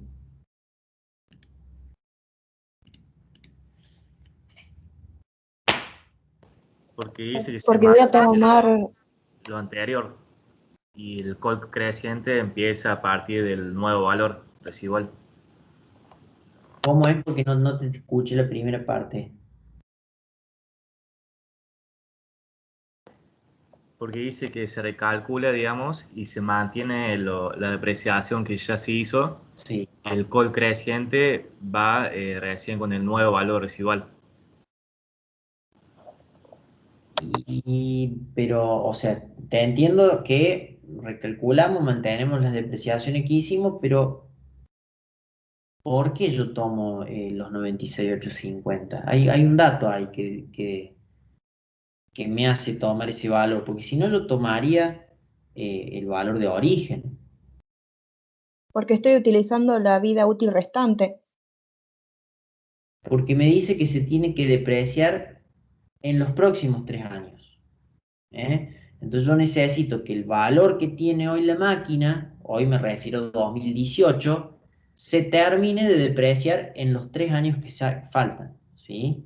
Si yo tomara el valor de origen, estaría, por un lado, como dijo el primer compañero, no contemplando la depreciación que ya pasó, ¿sí? Y por ende es como que se generaría más depreciación en definitiva y no lo terminaría depreciando en los 3 años que faltan, ¿sí? Entonces, por eso es, porque me dice que yo tengo en los próximos 3 años que depreciar lo que me quede del valor de la maquinaria, ¿tá? Pero sin dejar de lado lo que ya se depreció. ¿Me siguieron?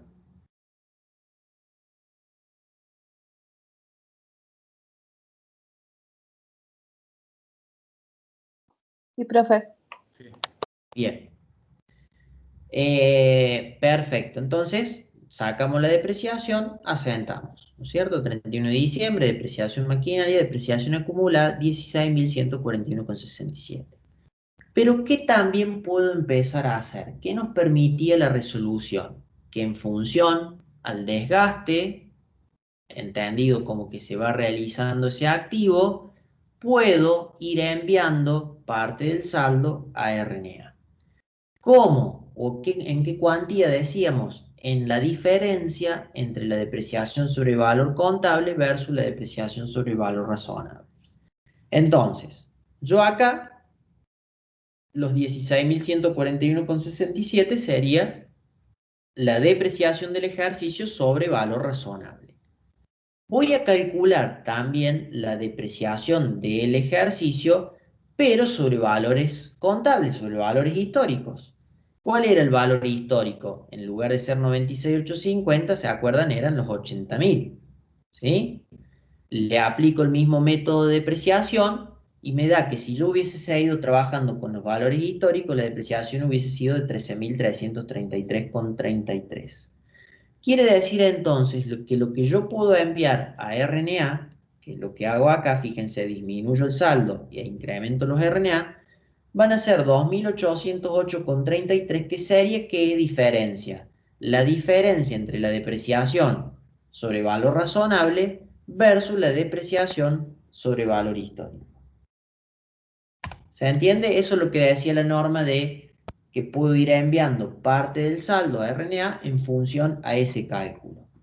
Calcular la depreciación sobre su valor correcto, en definitiva, que es el valor razonable a partir de la revaluación, versus la depreciación sobre el valor histórico. Y la diferencia es lo que podré enviar al saldo a RNA. ¿Se entiende la idea?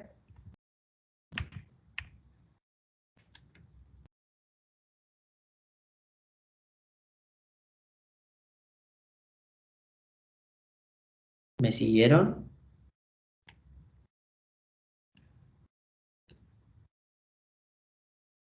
Sí, profe. Bien. Vamos ahora al inmueble. ¿Qué pasa con el inmueble en 2019? Es calcular la depreciación. En este caso, decía que mantenía el criterio de depreciación, o sea que seguía depreciando 2% anual o en 50 años.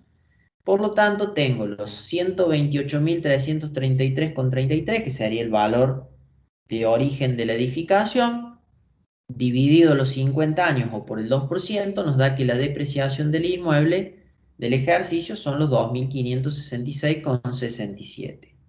Registramos la depreciación y también entonces pasó un año, se usó el bien, se fue desgastando, puedo enviar parte del saldo por revaluación a RNA. Por eso es que vuelvo a calcular la depreciación sobre valor histórico. El valor histórico eran los 100.000 pesos, por el 2% o dividido los 50 años, me da que la depreciación del ejercicio 2019 a valor histórico sería de 2.000 pesos. Por lo tanto, si a valor razonable son 2.566,67, voy a poder enviar, ¿no es cierto?, 566,67, que sería la diferencia entre la depreciación a valor razonable sobre la depreciación a valor histórico. O sea que es lo mismo. Calculé ambas depreciaciones. Obviamente que la razonable es la que registro porque es el valor que tiene hoy el inmueble. Calculé la histórica para ver por diferencia cuánto puedo enviar del saldo por revalúo a RNA. Entonces disminuye el saldo y aumenta los RNA. ¿Me siguieron? Sí, profe. Bien. Vamos al otro año, 2020. ¿Qué pasa en el 2020 con la maquinaria? Se vende en 110.000 pesos. Si nosotros la maquinaria en ese año la vendemos, ¿ese año lo tengo que depreciar? No, porque No, ya profe. depreciamos No, ahí. porque trabajamos año de alta. ¿Bien? Entonces, año de venta no depreciamos. Por lo tanto, calcularíamos si vendemos la maquinaria, cuál fue el resultado de esa venta. Entonces vamos a tener que el precio de venta son los 110.000 y saco el valor o calculo el valor residual de la maquinaria el 2020, que sería el valor de origen, los 121.062,50. Estos son los valores que había pasado a tomar la maquinaria como consecuencia de la revaluación. Depreciación acumulada 40.354,17. ¿De dónde salen a ver los 40.354,17?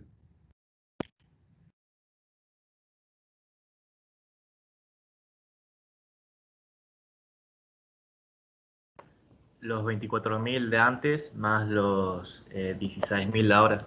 Bien, es decir, esa es la acumulada. La acumulada del 2020 sería la acumulada que tenía hasta el 2018, que eran los 24.212,50, más la acumulada del 2019, que son los 16.141,67. ¿Sí? En suma, entonces, nos quedan los 40.354,17. Eso hace, por lo tanto, que el valor residual de la máquina al 2020 sea 80.708,33. Si la vendemos en 110.000 pesos, nos genera una ganancia esta venta de 29.291,67. Y asentamos la venta, ¿no es cierto? Caja 110, se va el valor de origen de la maquinaria, se van las acumuladas y genero el resultado venta. Hasta acá nada raro, pero ¿qué pasaba si nosotros vendíamos la maquinaria? ¿Qué otro aspecto teníamos que ver ahí? Había que dar de baja el saldo por evaluación. Bien, como hubo una realización total de ese bien de uso, puedo entonces enviar todo lo que me quede de saldo a RNA. Y eso es lo que hago inmediatamente a continuación de haber registrado la venta. Cancelo el saldo. ¿Y por qué cancelo por 14.041,67? Es lo que me queda en la T de saldo por evaluación. Claro, nosotros teníamos un saldo de 16.850, pero ya habíamos enviado a RNA en el 2019 2.808,33, que había salido de este cálculo de acá. Por lo tanto, al 2020 me quedaba un saldo de 14.041,67. Vendí la máquina, todo ese saldo pasó, por ende, a los RNA. Y por el lado del inmueble no pasaba nada, o sea que tengo un año más de depreciación, que sería exactamente igual porque era lineal. La depreciación era lineal, por lo tanto vamos a tener nuevamente los 2.566,67 y nuevamente voy a poder enviar 566,67 del saldo por revalúo a RNA, porque sería el mismo cálculo que hice acá. Al ser lineal, la depreciación no cambia. ¿Me siguieron?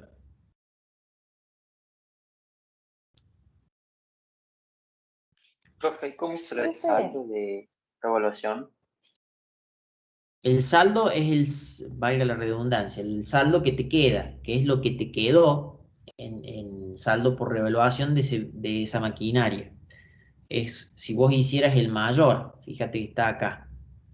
Vos tenías 16.850, habías utilizado en el 2019 los 2.008,33, por lo tanto te quedaba un saldo por revaluación de 14.041,67. Entonces utilizas todo el saldo que te queda. Ah, está. Claro. Profe, ¿podría volver a explicar por qué coloca el valor razonable en el valor residual y no en el valor de origen? Porque no me termina de quedar claro. ¿En el caso de la maquinaria o en general decís vos? No, en los dos casos fue igual, digamos. Sí, pero es porque acá coincidieron, pero lo que vos tenés que analizar es si el valor que vos tomas como valor razonable es de un bien que tiene la misma condición de uso que tiene tu bien, o sea, está a la misma capacidad de servicio, o si es de un bien nuevo, ¿sí? Si lo que vos tomas como valor razonable es un precio de venta o, como veíamos, un flujo de fondos, que en ambos casos toman de referencia el precio del bien como ya está en tu estado actual, vos entonces a nivel cuando vas a llevarlo a aplicar el proceso de revaluación, lo tenés que colocar ese valor razonable ya a nivel del valor residual porque estás diciendo que estás nivelando este valor a la misma capacidad de servicio que ya tiene tu bien. ¿Se entiende?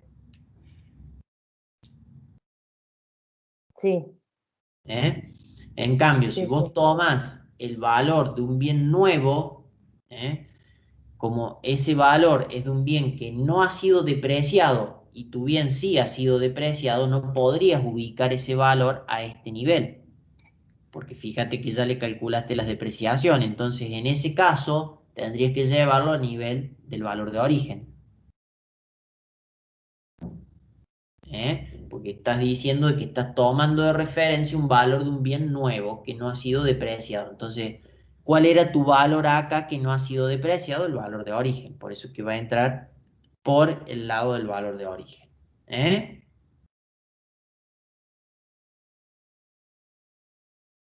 ¿Se Bien, y ahí entiende? el coeficiente, sí, ahí el coeficiente se sacaría de la misma manera, pero utilizando el valor de origen, los dos valores, digamos, de origen. En el caso de que el valor razonable te quede en el valor de origen, decís vos. Sí. No, en ese caso no es necesario utilizar el coeficiente porque lo que haces es las mismas depreciaciones que vos calculaste acá, las calculas a nivel del valor nuevo. Ah, claro. Sí, sí. Como que, es Sí, como sí, que sí. vos acá decías, bueno, esto que eran 2 años bajo depreciación lineal, o hiciste 100.000 dividido 10 por 2, y te dio esto, ¿sí? Sí, A sí. este nivel, para sacar las nuevas depreciaciones, harías lo mismo, pero sobre el valor razonable, o sea, sobre el valor de origen nuevo, digamos. O sea, harías ese nuevo valor dividido 10 por 2 y te daría la nueva depreciación. Sí, sí. ¿Me explico? Sí, sí. Es decir, no Sí, hay sí. necesidad de armar un coeficiente porque ya podés definir qué valor tienen que asumir las depreciaciones y ya tenés el valor de origen. Y después el valor residual sale por la diferencia de los dos. Bien. Sí, ¿Mm? sí, entiendo, profe. Sí, sí. Bien. Bueno, vamos a usar este tiempo para las dudas que tenían del anterior.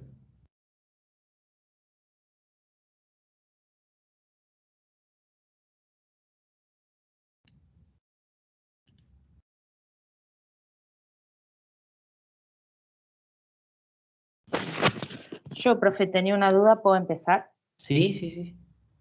El caso 3 de la guía 9 que vimos de Bien. costo histórico, bienes de uso. Dame un segundito que lo abro, así lo vamos siguiendo. A la guía. Bueno, Guía bueno. 9. Ahí estamos, sí. El caso 3, ¿me dijiste? Caso 3, Sí. el punto 3.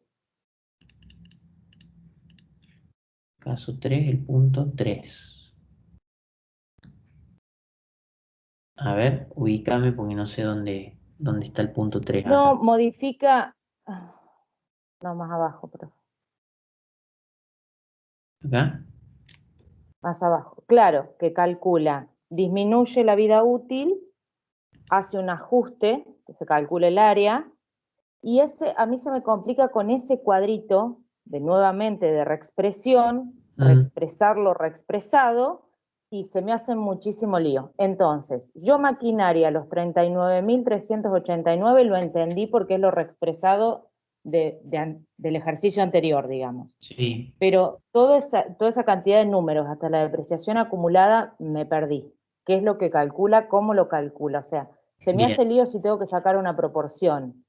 Bueno, vos primero arrancas que depreciaciones acumuladas tenés 3.938,99, que sería lo que vos calculaste al año anterior de depreciación acumulada, que es esto.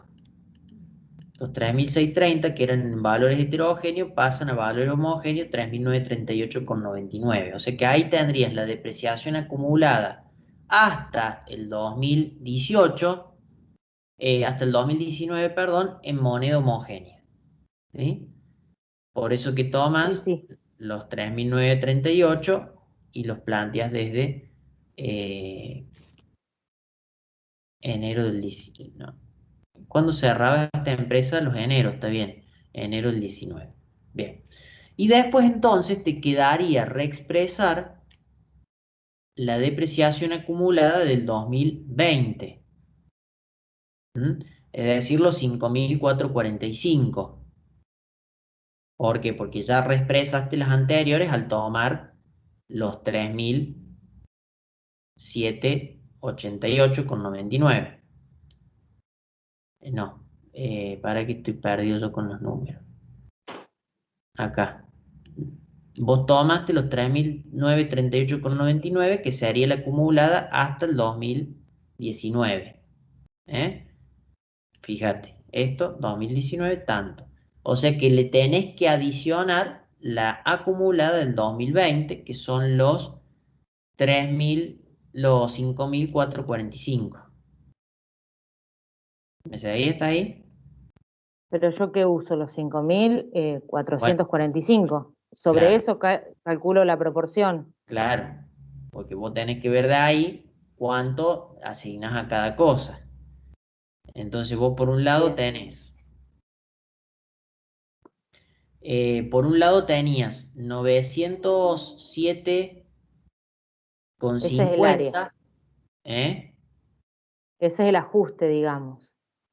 Está bien, pero eso venía entonces en definitiva como correspondía al 2018, ¿eh?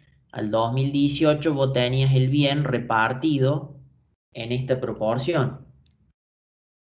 Por un lado los 34.000 y por otro lado los 800. Sí, ¿Sí? sí. ¿Estamos de acuerdo? Entonces Sí, repartís sí, sí. los 907 en la proporción que te correspondan estos dos. Por eso vos tenés acá.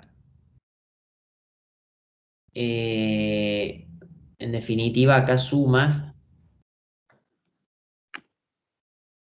Claro, Pero usted me dice de hacer 907 por el 94%, sí, me porque, da o sea, sumarlo, acá 850 puedes sumar los dos porque los dos son del mismo mes. día. Ah, Claro, hay una diferencia de día, pero en definitiva los dos son de octubre. Entonces la proporción que te queda sería repartir entre estos dos y este, que este sí viene de, los 1.500 vienen de enero del 19. me da 871,20, pero puede O sea, ser porque ese porcentaje está redondeado también, claro, que no me da claro. exacto. Acuérdense que el Excel trabaja con todos los decimales que hay acá. ¿Sí? Fíjense que ese porcentaje en realidad es esto. ¿Ah? Claro, sí, sí, sí, sí. Por eso. ¿Mm? Pero es así, es asignarle la sumatoria de esos dos y te estaría dando esto, los 870, que a vos te da un poquito más porque vos redondeaste, ¿sí? Y la Claro, otra proporción iría a los 907,50 por el 4%. ¿Está? claro. Ahí Y también repartí. ahí me da un poquito menos, pero igual si lo sumo me dan igual, pero también porque está redondeado. Exacto, exacto, ¿sí? Y Sí, después sí, te sí. quedaría, por el otro lado, los 4.350 y los 187,50 que también los repartís de la misma manera. La sumatoria de estas dos proporciones y de esta.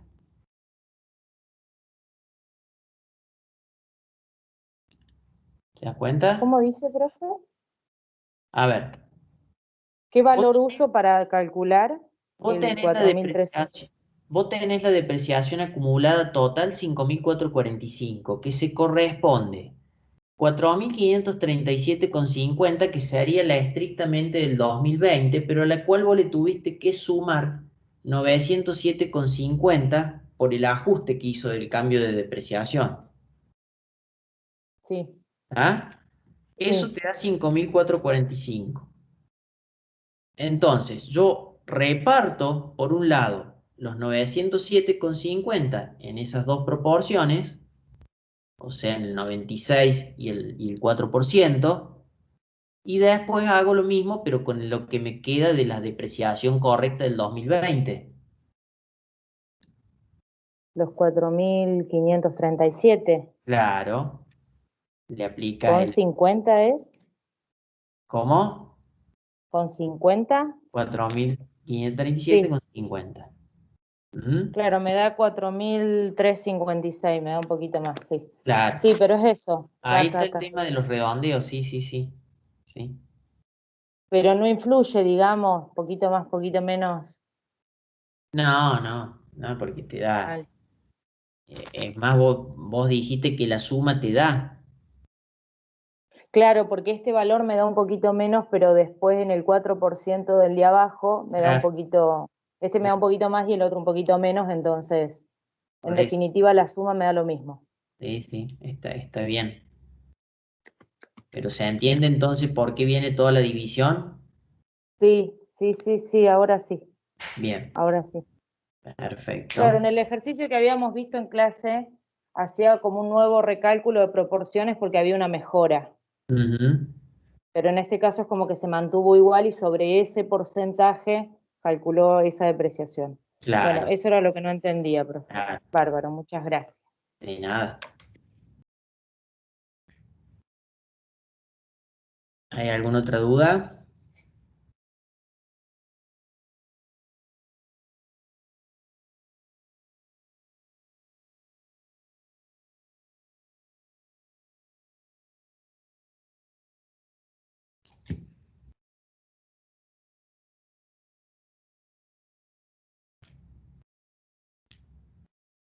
Profe, en el Sí, caso 4 que vimos el lunes, no sí. entendí bien de dónde salieron los componentes financieros negativos a devengar. Los 1420 Sí, los salen el 1420. valor financiado menos el valor de contado, que, a ver, voy al enunciado, caso 4. Fíjate que dice 17.000 más IVA, sería el valor financiado, y el de contado 15.580. Entonces, ¿dónde estoy? Ahora que estoy viendo otro.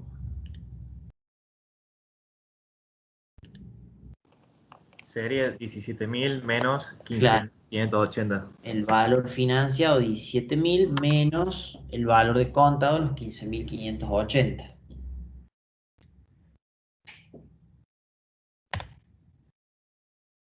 ¿Ah? Sí, muchas gracias. Ah.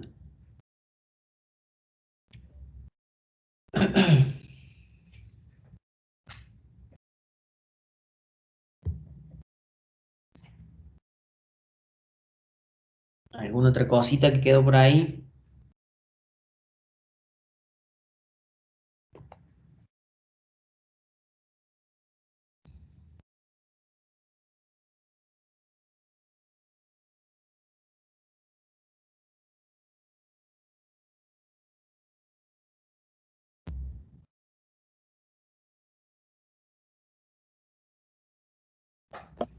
Yo tenía, profe, una duda, pero era de créditos y deudas. Bueno, El tema de la moneda extranjera. En la sí. medición inicial de un crédito, ¿se usa el tipo de cambio comprador? En la medición inicial de una compra, o sea, de un De un crédito, crédito, sí, bien. Si es un crédito, o sea, estaríamos hablando de la venta de bienes y servicios. O estás claro, hablando de la deuda originada en la compra de mercaderías. claro. ¿Cuál de los dos? ¿Cómo? Claro, no sé en cuál está, o sea, si es una venta financiada o una compra financiada. Claro, un crédito sería una venta Ah, una financiera. venta financiada, bien. En ese caso, ¿el problema dónde está? ¿En el tipo de cambio? Sí, sería tipo de cambio comprador. Claro, claro, porque vos decís, bueno, yo le vendí a un cliente del exterior. Cuando el cliente me pague, me paga con su divisa, ponete dólares. Entonces yo voy a recibir los dólares y voy a realizarlo, los venderías, por lo tanto el banco te los compra. Claro. Y ¿Ah? si fuera una deuda, sería tipo de cambio vendedor. En el caso de una compra sería exactamente, porque ahí vos decís, bueno, yo le tengo que pagar a mi proveedor con dólares. Yo voy a tener que ir al banco, comprarlos, por eso el banco los vende, por eso se traduce a cotización vendedora. Y cuando hacemos la medición posterior, ¿se conserva eso, digamos, en un ¿Sí? crédito de tipo de cambio comprador y en la deuda vendedor? Nada más que al tipo de cambio de la Sí, fecha de de la- cierre. Claro, claro. Exacto. Bueno,